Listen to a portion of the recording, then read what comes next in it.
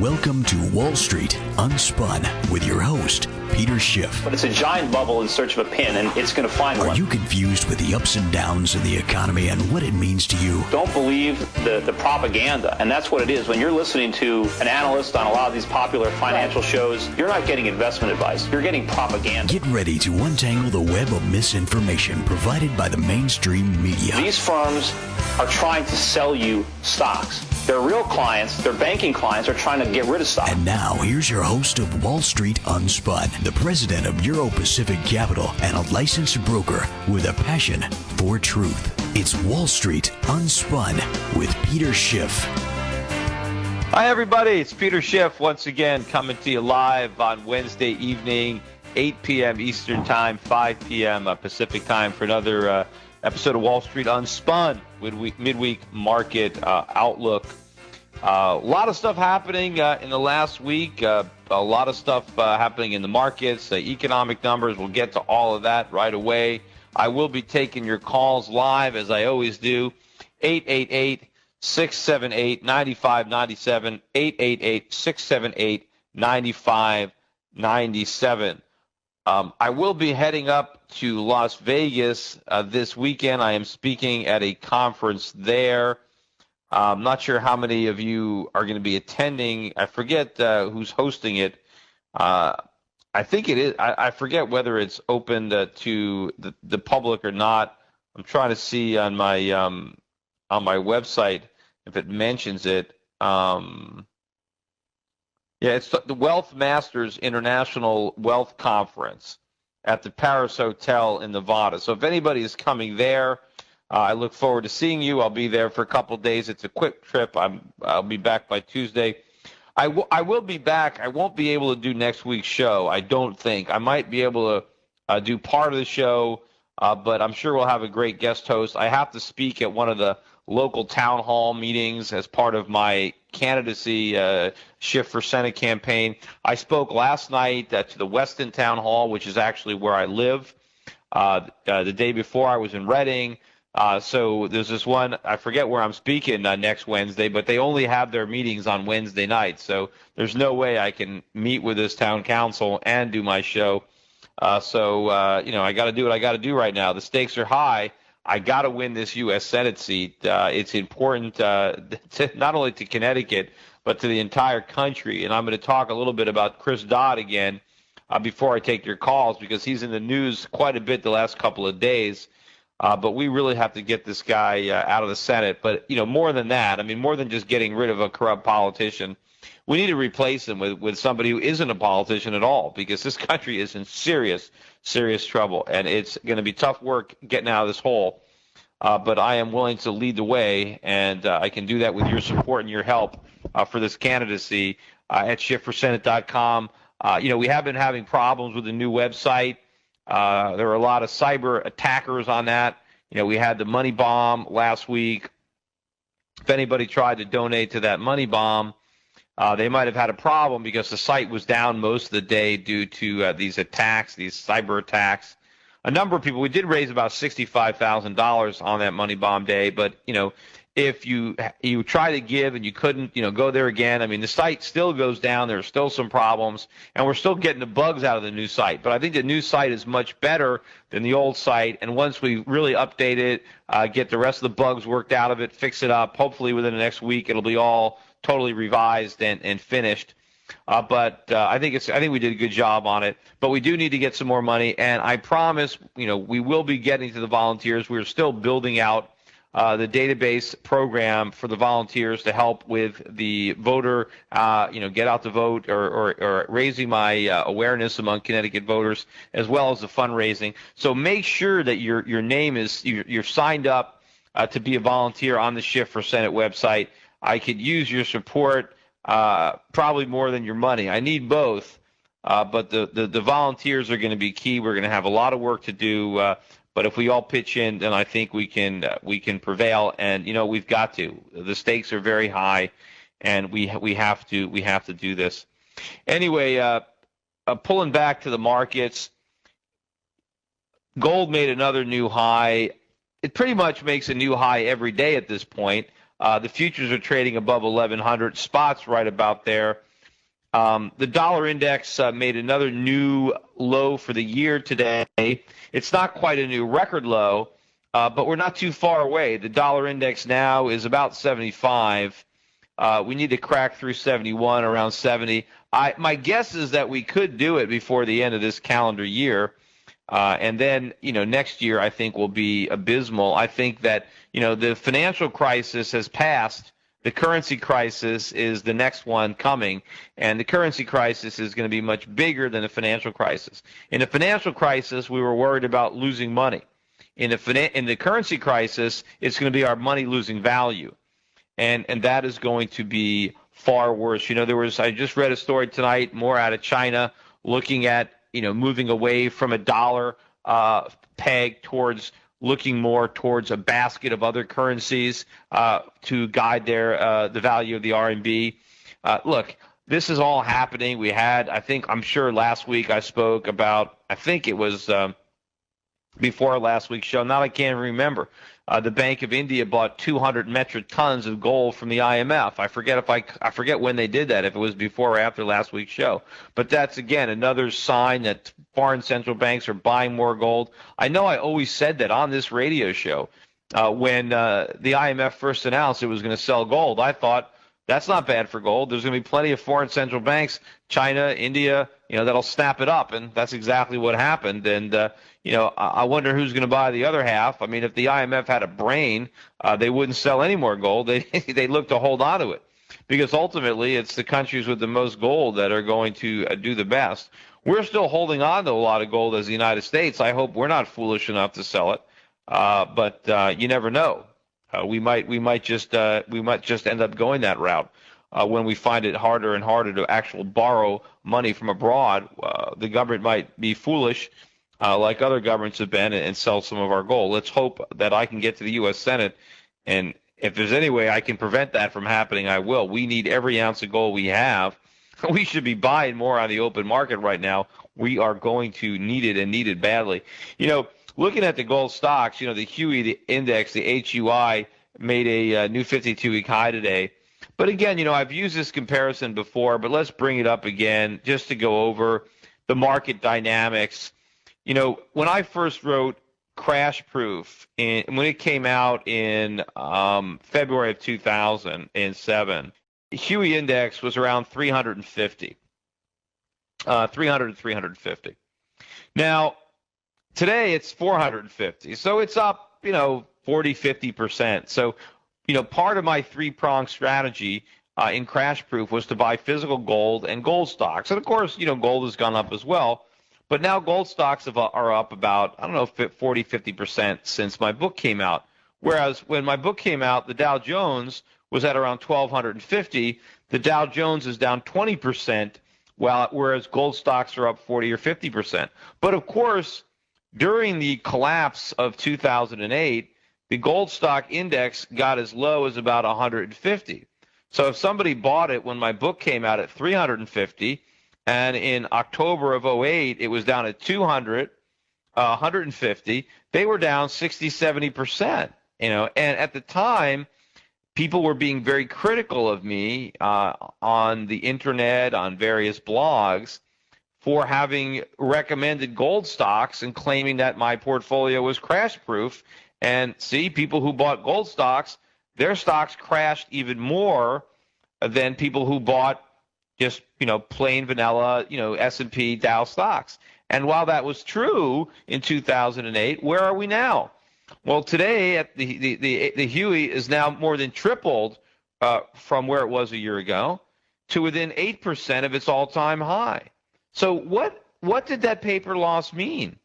It meant nothing. Nobody actually lost unless they sold. Now, to some people, it meant opportunity. That, at the time, I was pounding the table for people to buy more gold stocks. That's what I did personally.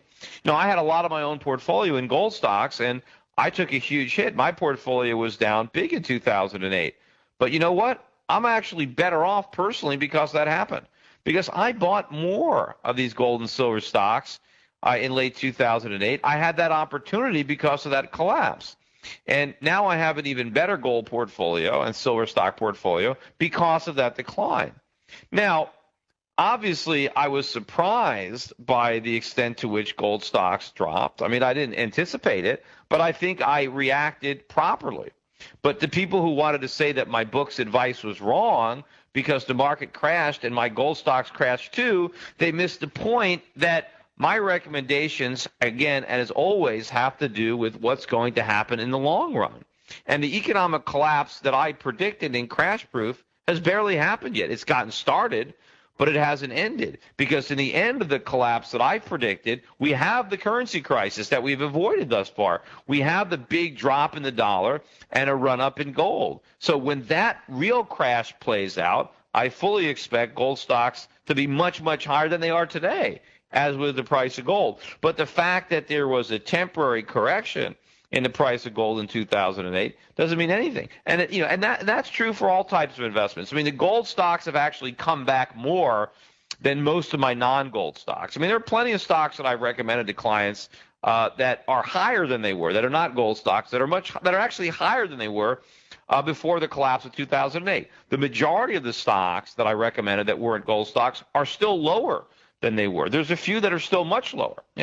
Most of them have recovered the vast majority of what they lost, the ones that are still down. But there's a handful that are still way down.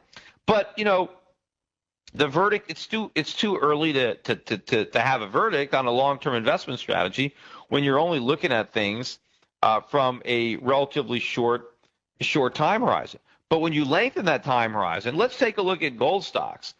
10 years ago, the gold index, the HUI, was under 40. Right? It was at 35. Today it's 450. That's 10 times increase since July of 2000 or January 2001, or since then. Gold stocks have gone up tenfold. So if somebody just bought an index of gold stocks, they made 10 times their money right now. Now, true, they had to live through a very sharp decline in 2008. But even at the low of 2008, the low the index got was 150. That's still better than triple what it was, earlier, when the decade began. Contrast that to the S&P 500. The S&P 500 isn't even up at all over the last 10 years. If someone bought the S&P in January 2000, the S&P was around 1,500, 1,550. It's 1,100. It's lower. Gold stocks are up tenfold, and the S&P is down 30% in the same time span.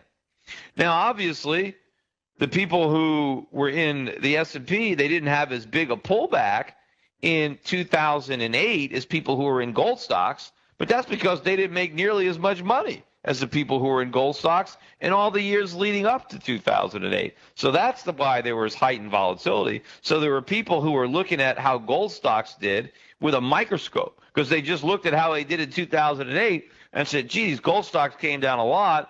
Gee, that Schiff's advice was lousy to buy gold stocks. And they're looking at a short time frame. I was recommending gold stocks long before Crash Proof came out. I was buying them long before. And I think the same thing is ultimately going to happen over time with, just foreign stocks in general. I mean, I can say now that initially, we had these losses in 2008. A lot of the losses that we had were due to currency losses because the dollar had collapsed, the Australian dollar, the New Zealand dollar.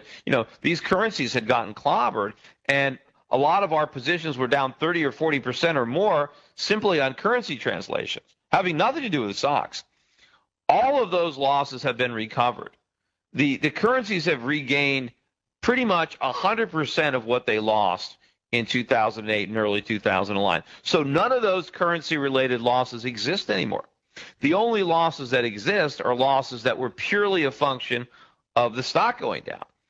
So, and over longer periods of time, all of this stuff is going to wash out, I think. And if you look at what's happened recently with the economic data that's come out, first, I forgot to mention last week we got the GDP data that came out, and it showed that the economy grew by 3.5% annualized. But the economy didn't really grow. We went deeper into debt to buy more stuff. We poured gasoline on the fire. We made the problem bigger. And I just read an article. It was in the New York Times, and it kind of confirms what I've been talking about. I've been saying this. When I was on the Glenn Beck show with the judge last week, they mentioned productivity, and I said the productivity numbers were a myth. And here is an article in the New York Times basically confirming what I've been saying about both GDP and productivity. And I had that article up on my website, on the Europac.net website yesterday. But what it says, and this is what I've suspected, is that we are overstating GDP and productivity, and here's why. Let's say a company that is manufacturing. The article you talked about an auto company that starts importing carburetors from China that it used to make. Well, when the government is calculating GDP, it still assumes those carburetors are made in the United States, even though they're not. The GDP data is behind, and it's not reflecting the outsourcing of the manufacturing. It still counts the manufacturing as if it took place in the United States, and it adds it to the component manufacturing to our GDP, even though it should be excluded from our GDP, because GDP is gross domestic product. And if it's not made in the domestic USA, it is not part of the gross domestic product. But on the other hand, when the company outsources that manufacturing element to China, it can lay off the workers that used to manufacture it here. So the productivity numbers go up because, according to the government, we're still making all that stuff, but we have fewer workers. Well, we have fewer workers because we're not making it at all. But it's not showing up, so it's all nonsense. The same thing goes with services. You know, if an accounting firm decides to outsource some of their work to India, and so they lay off some Americans, and because it can be done in India cheaper, they're not subtracting from our GDP the work that is no longer done here. They're still pretending it's done here and adding it in, but they're assuming that our productivity grew because they're seeing the final output of, well, we did more accounting work with fewer accountants, so it looks like we're becoming more productive, but the reality is we're becoming less productive, which is what I always said was happening, because that's what it looks like to me. How could the government constantly claim that our productivity is increasing, meanwhile we keep importing more and more stuff that we can't produce efficiently? If we were becoming more productive, none of that would be happening. Also, this week, on Friday, last week, we got the unemployment numbers, 10.2%, the official rate of unemployment. Remember, Barack Obama said that if we didn't pass his stimulus, that unemployment could get as high as 8%.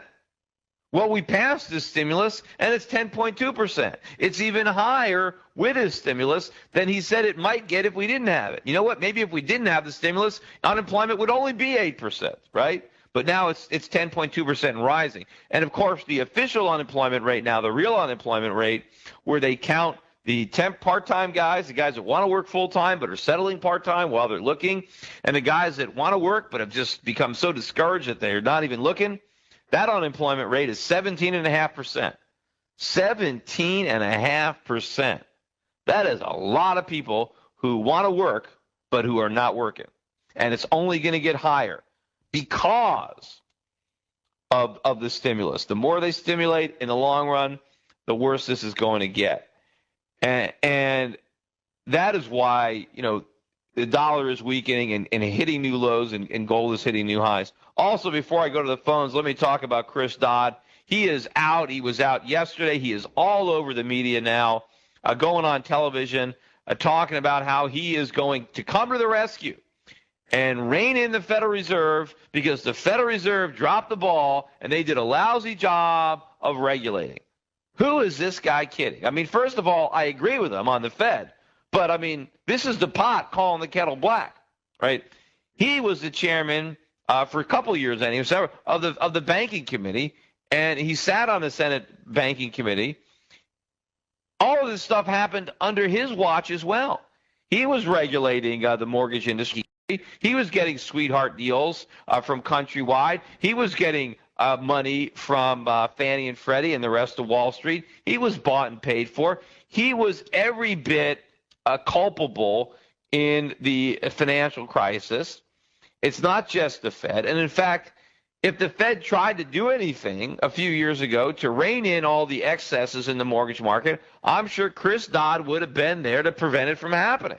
In fact, when other congressmen tried to rein in some of the excesses of Freddie and Fannie, to shrink their portfolios, to keep them from getting into too much trouble. It was Chris Dodd that prevented that from happening. And when these companies first began to show the signs of real stress, it was Chris Dodd who was on television assuring us that these institutions were fundamentally sound.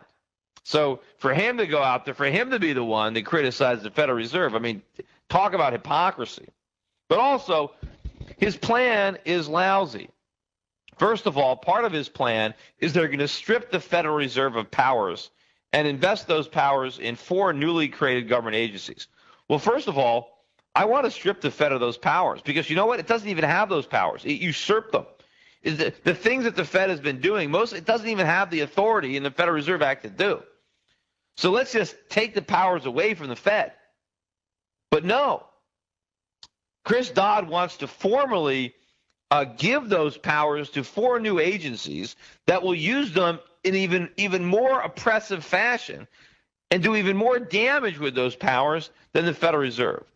And number 2, why would we want to create 4 new agencies? We got too many agencies. Why do they keep creating agencies? Why don't they just abolish agencies? Come on.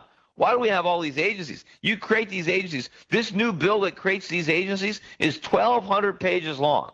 Think anybody knows what's in there? You think Chris Dodd knows what's in there?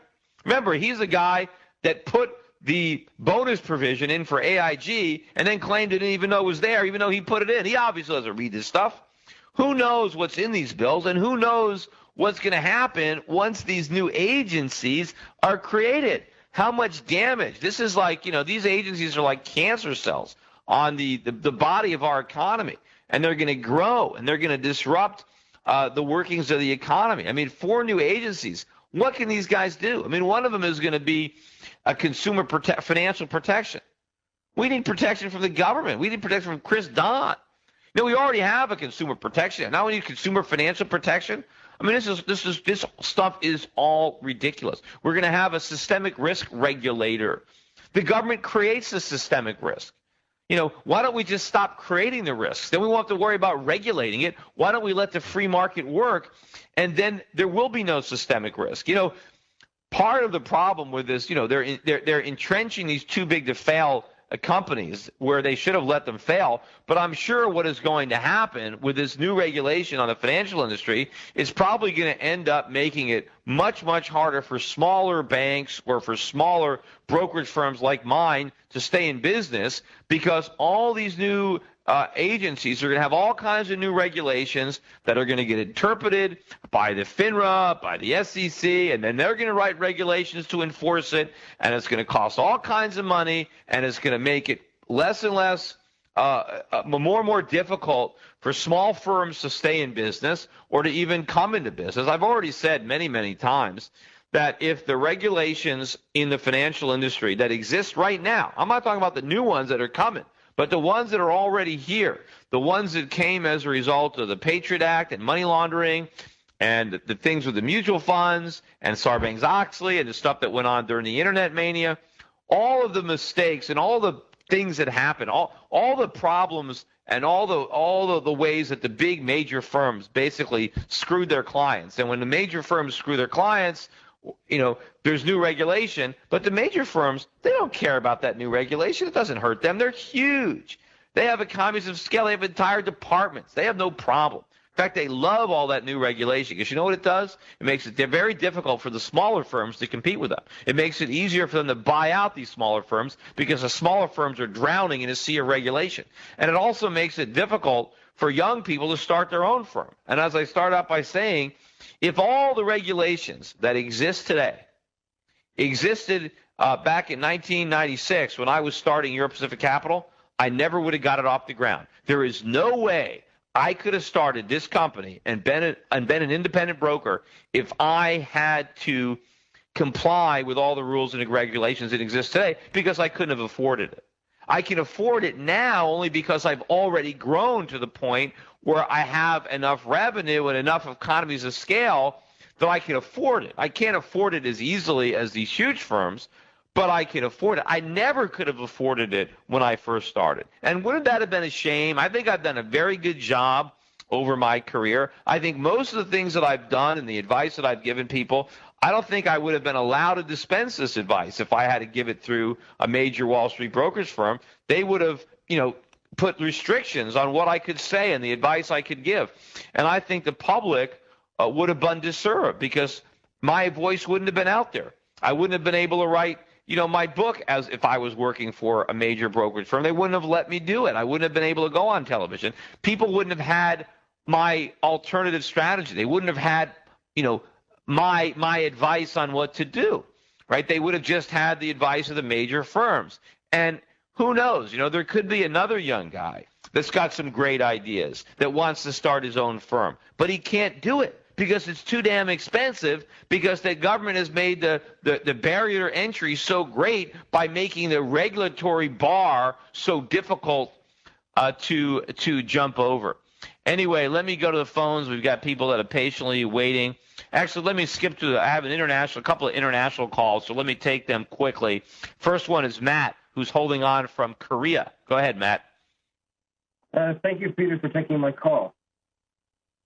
Go ahead. You're on the air. Hello? Oh, okay. Yes, I have a question about the Chinese silver market.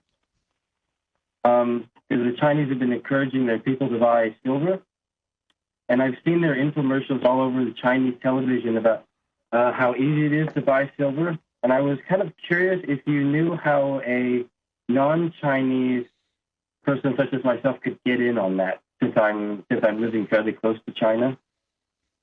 Well, I don't know how you go about, buying it in China. I know that I can, we sell silver at Euro Pacific Capital. We're going to be selling physical silver very shortly, maybe by November, or already in November. We should be doing it, but we're selling it through the Perth Mint through certificates. So, you can certainly call me up to buy some silver. Okay. But, Euro Pacific Capital.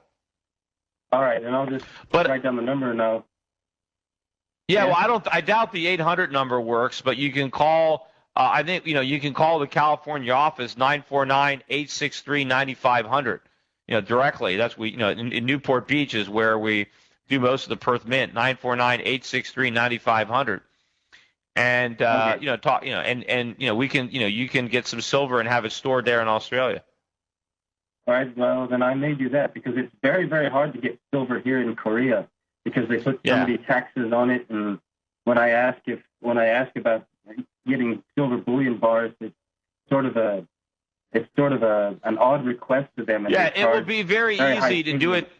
Yeah, it'll be very easy to call us up. We can buy it for you, and you don't have to ship the bars anywhere. They'll store them for you at the Perth Mint.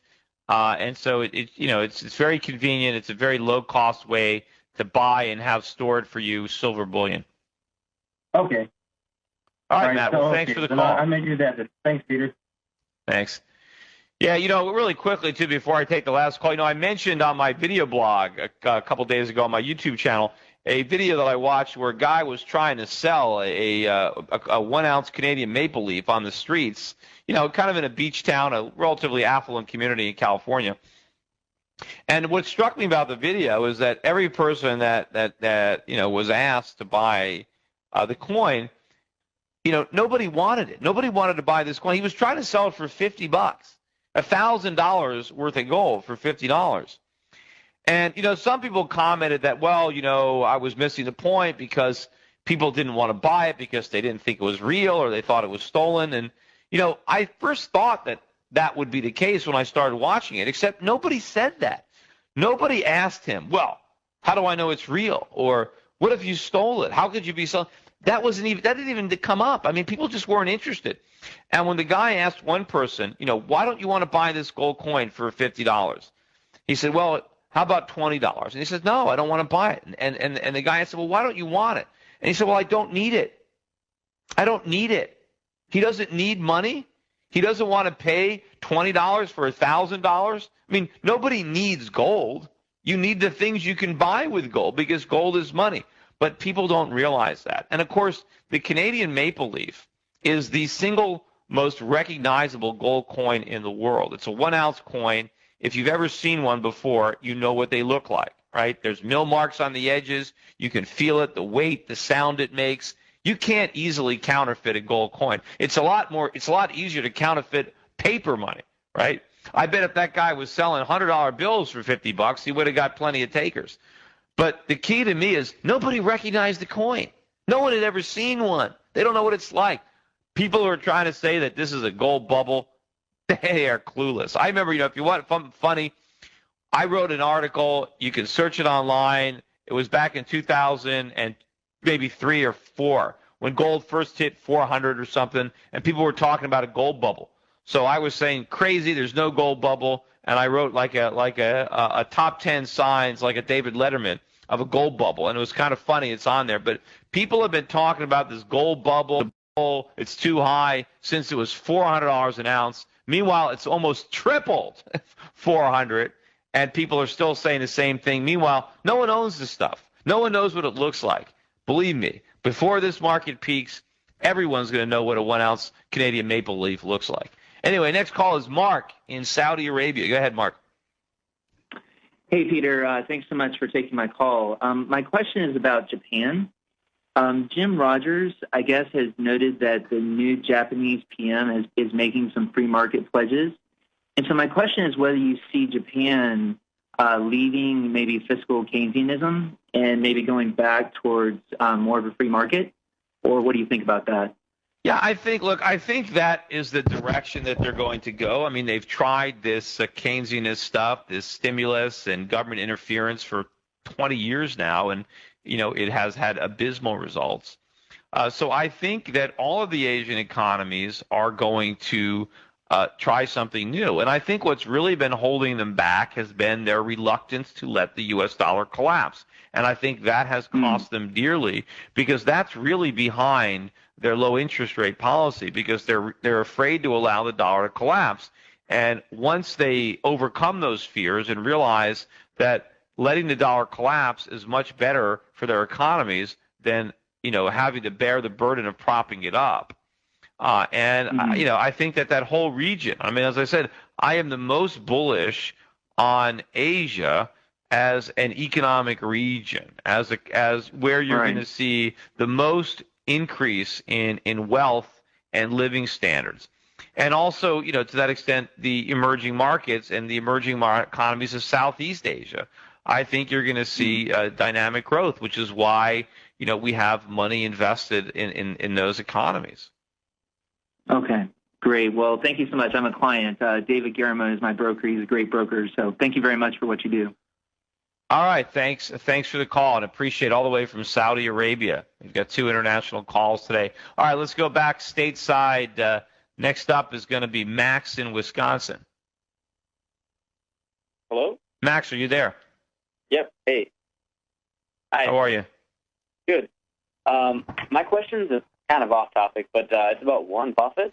And I wanted to ask you if you had any thoughts on his big government political views and how they seem to be in opposition to the way, sort of in relation to his background and also to his father, the libertarian-leaning Republican Congressman Howard Buffett, who was pretty dedicated to sound money and small government.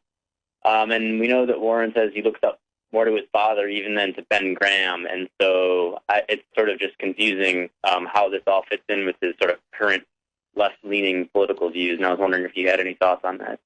Yeah, I don't know. I've never had the privilege or the opportunity to sit down and have a candid conversation with Warren Buffett, and I have no idea if he would be candid with me, even off the record. I read some of the things that he's written over the years, and he inherently understands that there is a problem underlying the U.S. economy with our trade deficits and our monetary policy. But he's very reluctant to really articulate that and have a more pessimistic outlook. And I don't know, maybe he feels that he plays a key role, and he thinks that he needs to talk up the economy because he thinks he has a bigger influence over it, and he thinks that if he were to turn negative, and that it might bring about a decline, which is going to come anyway. And I don't know, maybe that's part of his ego. I don't know.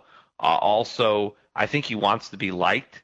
I think when you're the richest man or one of the richest men in the world, I think a lot of people, sometimes, feel a little guilty about how successful they've been, and they don't want to be perceived to be a greedy person.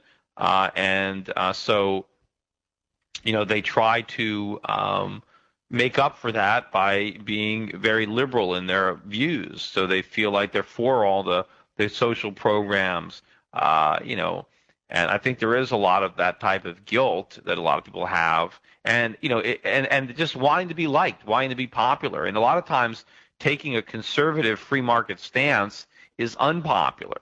Like, if you want to be popular with kids, you're the one that, gives out candy and lets them, you let them do whatever they want, and you're the popular guy because they can get away with stuff. But, the voters a lot of times, or the people, it's the easy way to do it. Yes, people are unemployed, give them jobs. People are hungry, give them food. People are sick, give them free medicine. I mean, that makes you sound like you care, But meanwhile, if you look at a lot of the things that Warren Buffett does, and I mentioned it, I think on my video blog last, I mean, Warren Buffett has been out there saying that he thinks that the rich should pay more taxes. He doesn't think he pays a high enough tax rate, and so he thinks taxes should go up.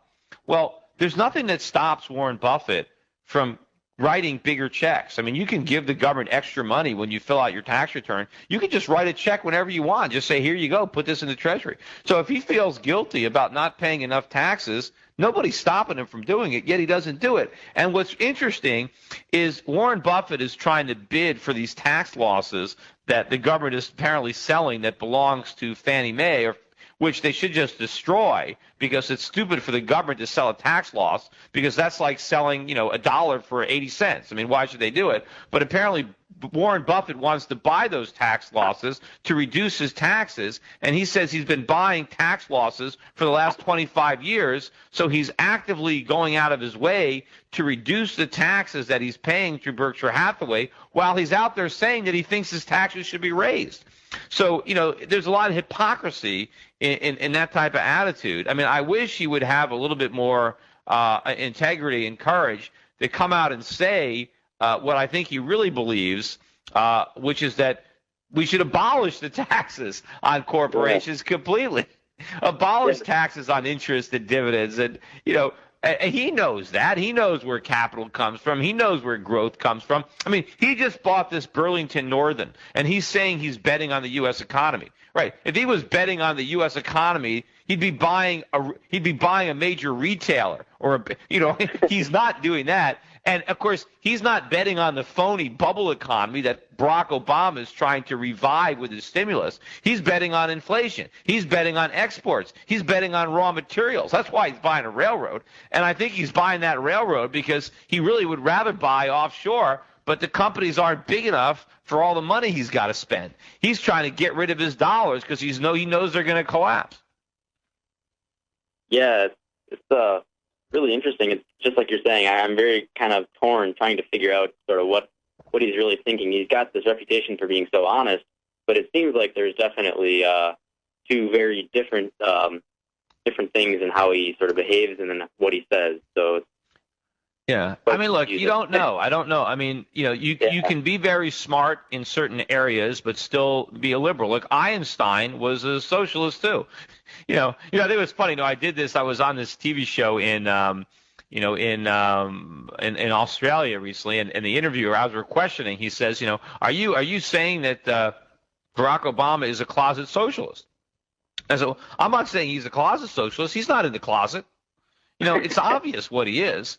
Yeah. But it's like people don't want to acknowledge what socialism is. I mean, none of the socialists want to say, yes, I'm a socialist. I mean, they all want to say they believe in the free market. Well, but they don't. So. Yeah, that's really interesting. Thanks for taking my question. All right. Well, thanks for calling. Thanks. Next up, who's on the longest? Mark in New York. Mark, you there? Yeah, you there? Can you hear me? I can hear you. Hey, I'm in New York. I'm actually from Nashville, just visiting. I can tell you about that in a minute. Just want to read something. Just as the 1990 stock market bubble became a bubble in real estate, any effort to reinflate the housing bubble will likely produce one someplace else, such as in commodities, precious metals, and so on. And I think with a lot of noise out there, you heard Mr. Rubini last month talking about a possible asset bubble. My question to you, if I'm going to espouse your investment advice, so to speak. How do I get into it? Should I just jump in, or should I dollar cost average? Should I take my time? What's the best way to go here? Well, I mean, look, there are different approaches. I mean, personally, if it were me and I was sitting on a pile of dollars, I would just get rid of them as quickly as I could. I mean, I understand that the dollar is going to go down. I also know for sure that it could rise at any time, but it could also collapse. And I try to weigh the risks. And I think that if the dollar collapses, you've got a lot to lose. If you get out of your dollars prematurely and the dollar has a temporary rise, that's a risk that I think is worth assuming, because I think that's a much smaller risk than you being too nervous to get out of the dollar because you think it's fallen too much and you're trying to finesse the market, and then the bottom drops out and then you're screwed. Right. That's what I'm worried about, a significant short-term volatility downward. You mean upward in the dollar? Yeah, exactly. Yeah, look, you can't – I don't – look, if you're talking about money where you have a short time horizon, then obviously you can't take that money and pursue my strategy. But if you're talking about money that's long-term money, this is money that you don't need for 5 or 10 years or more, then what difference does it make what happens in the short run? It doesn't matter. Yes, would it have been better if I could have sidestepped the entire downturn in 2008? Yeah, of course. If I had an exact crystal ball and there was a way I could have pulled that thing off, yeah, but you know what? The people who are really trying to perfectly time the market, if somebody can do it, more power to you. You're probably richer than I am, but it's not easy to do. A lot of people, I think, that try to time the market, sold their stocks in 2008, and maybe they sold before it got as bad as it was. Maybe they sold before their accounts dropped 50 or 60%. Maybe they sold when their accounts dropped 25 or 30%. And when they were down 60%, they were glad. But you know what? Now they're better off if they hung on. But, I don't know. I think in my house when I was talking to my broker, I guess. Because that's what happened. But I think that the risk is real. And, there's risk in anything you do, right? Most brokers that you talk to, the conventional wisdom is if you're in U.S. Treasuries, you're not taking any risk. You're taking a tremendous amount of risk as far as I'm concerned. There's no risk you're going to lose your dollars, that's for sure, but there's a big risk that the dollar is going to lose its value. And I don't want that risk.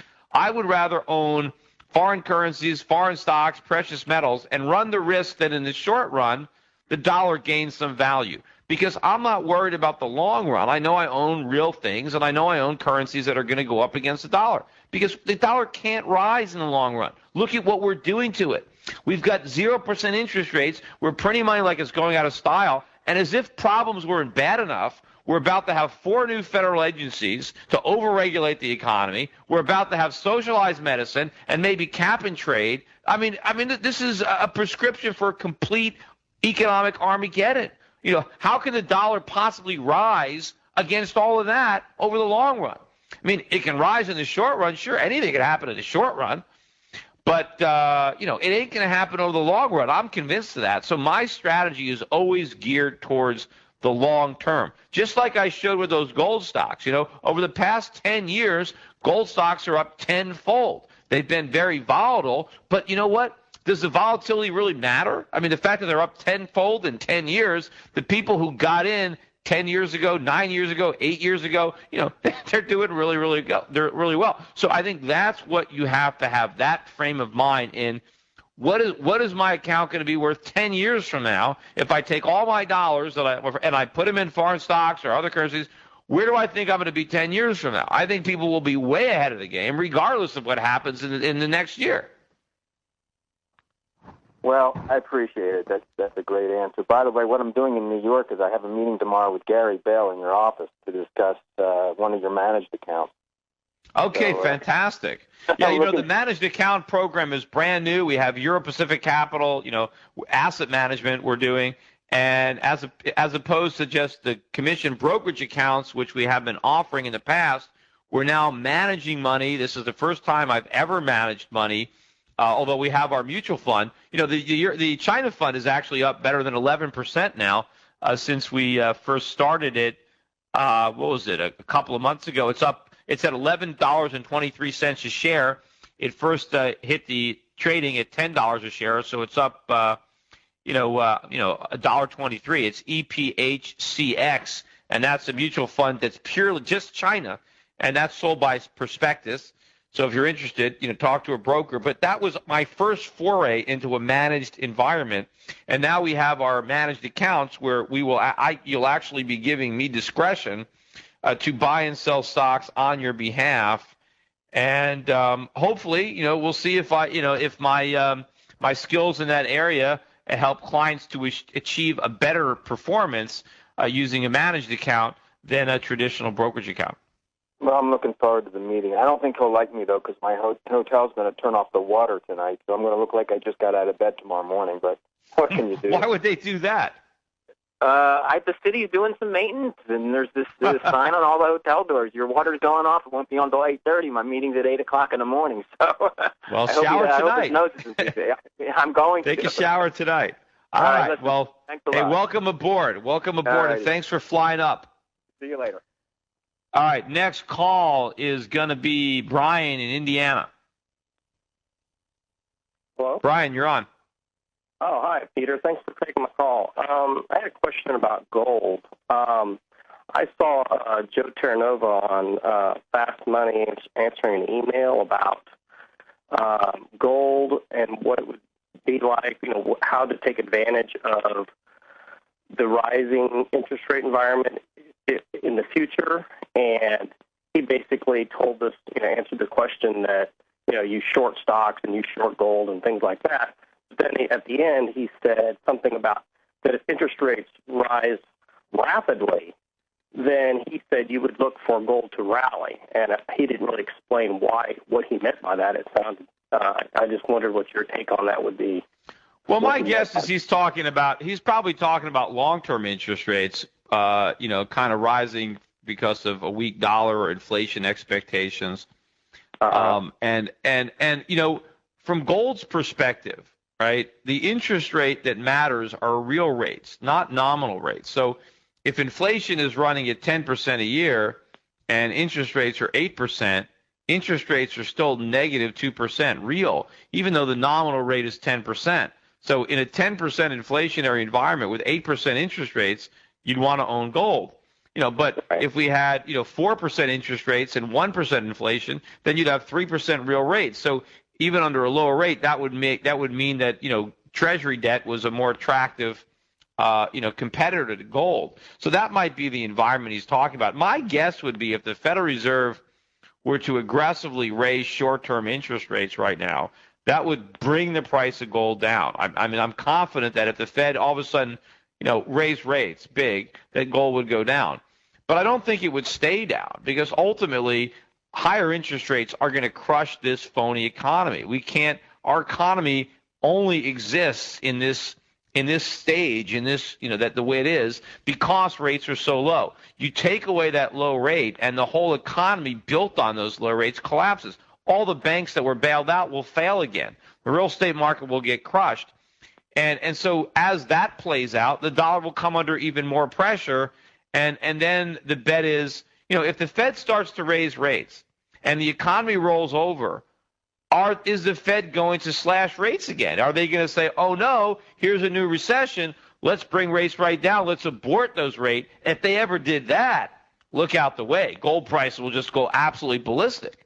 But if they're not going to do that, if they're going to raise rates and then watch the economy roll over and then do nothing about it or even raise rates more, I mean, can anybody imagine that, especially with, the efforts now by Chris Dodd to make the Fed more accountable to government scrutiny by having the bank chairs or whoever be appointed by Congress rather than outside. I think they're trying to bring more control over these functions, and it maybe make the Fed even less likely to do that. So I just don't even see the Fed raising rates. That is the mindset right now is that we can't raise rates until unemployment comes down. We can't raise rates until, the housing market stabilizes. Well, None of that is ever going to happen, which means they can never raise rates until they abandon that principle and say, we're going to raise rates even though the economy is still in recession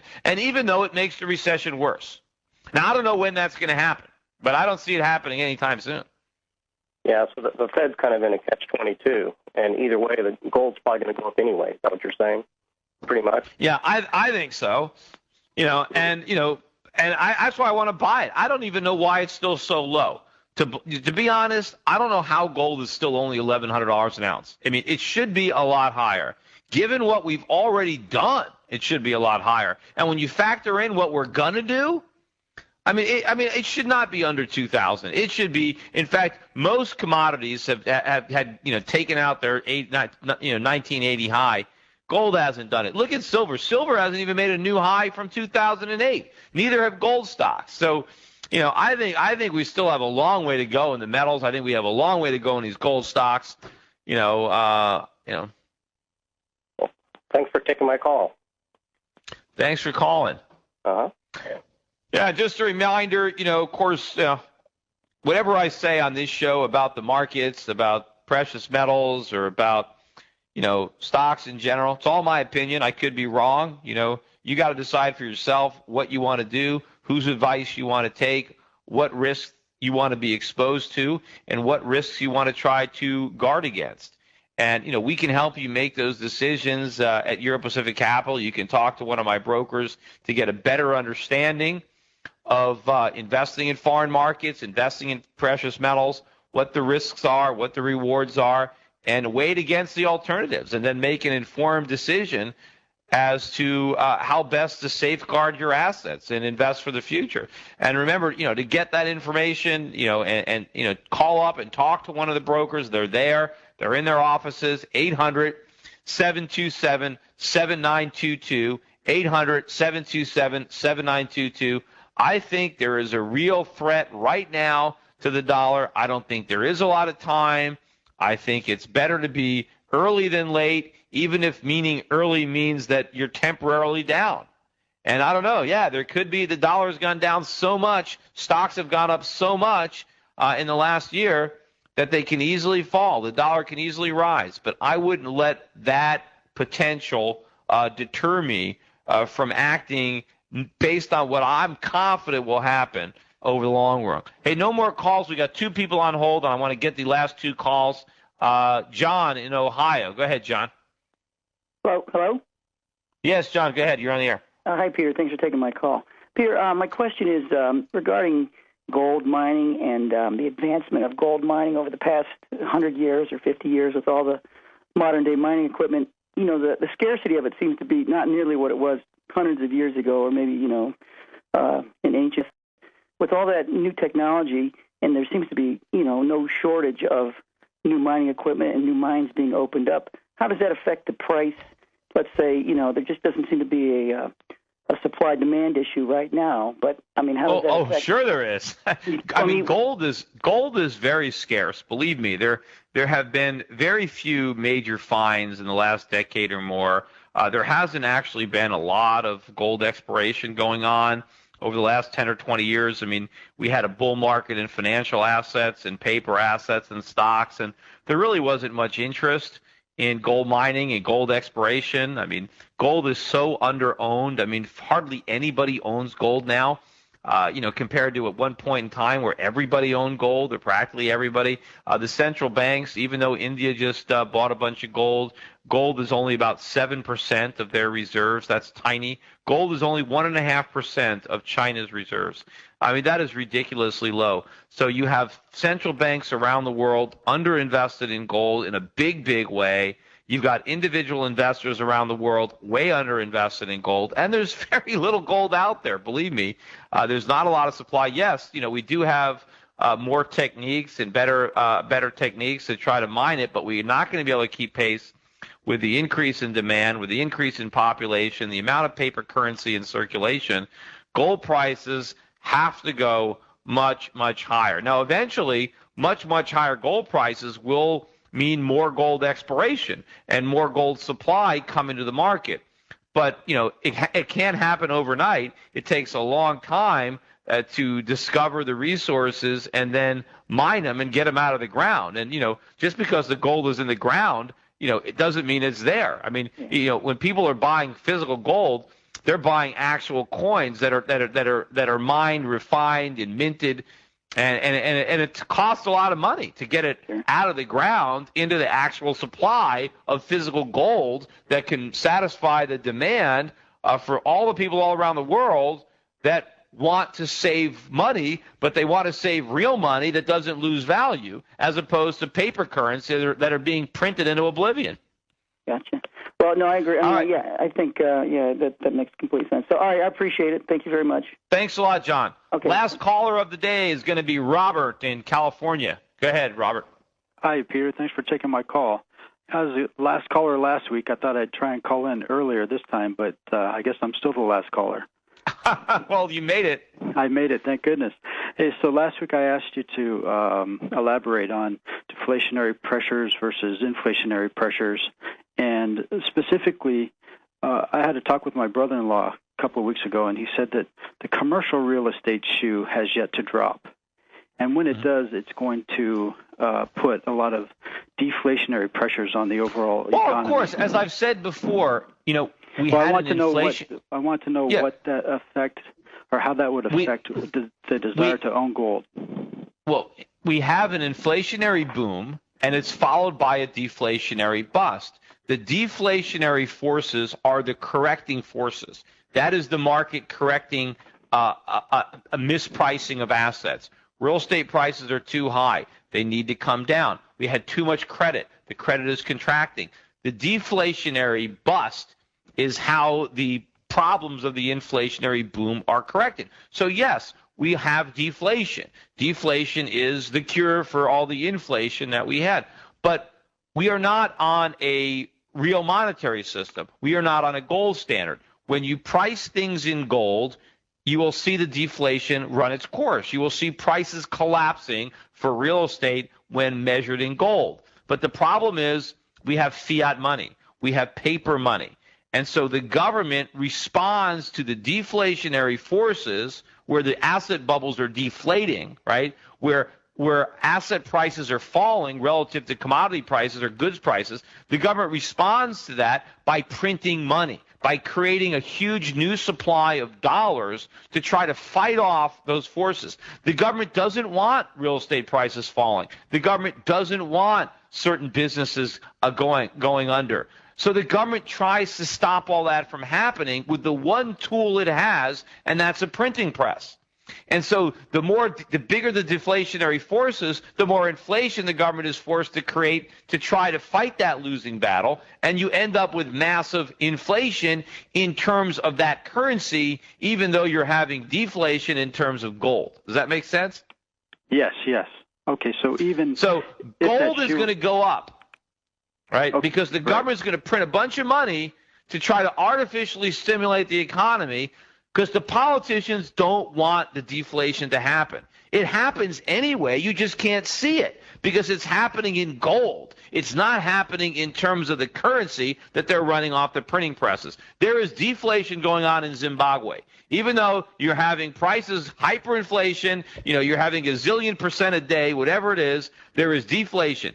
Things are cheaper than they were a year ago in Zimbabwe if you got gold to pay for them. It's only more expensive if you got Zimbabwe dollars. Okay. All right. That makes perfect sense. All right, Bob. Hey, thanks for the call. Okay, thank you.